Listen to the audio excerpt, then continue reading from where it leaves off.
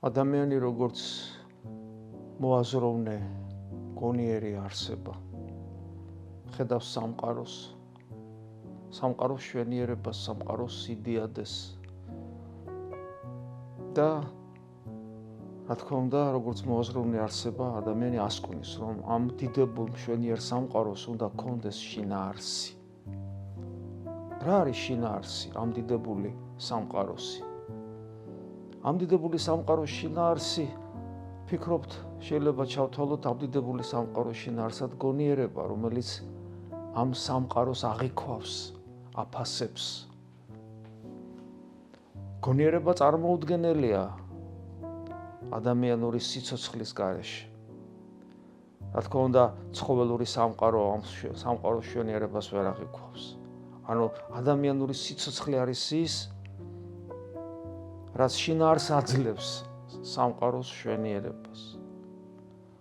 ადამიანური სიცოცხლის გარეშე რომ ამ სამყაროს მშვენიერება ფერფთალდება, ეს ნიშნავს, რომ მიუხედავად უკიდეგანო სიდიადის ამ სამყაროსი, იგი ადამიანის გარეშე არაფერს წარმოადგენს.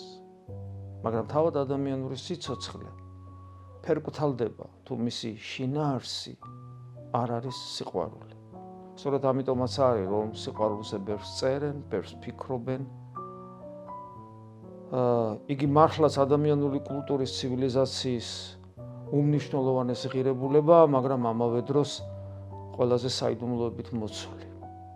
არავინ არ იცის ბოლომდე რა არის ის და რამდენად გვაქვს ის ჩვენ, რამდენად გულში გვიპყრია ეს დიდებული ღირებულება, რომლის გარეშე სიცოცხლე უფასურდება, ხოლო ადამიანური სიცოცხლის გარეშე მთელი სამყაროც უფასურდება.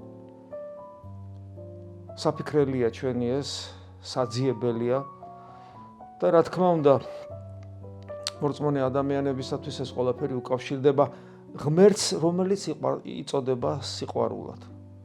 ხო და რა ვიცი, ვფიქრობ, რომ ჩვენ შეხვედრაზე ერთად ვიმსჯელებთ ამ საკითხზე და ფალი დაგვეხმარება, რომ სიღრმისეულად გავიაზროთ ეს დიდებული ღირებულება, რომელსაც სიცოცხლის შინაარსი, ანუ სიყვარული ქვია.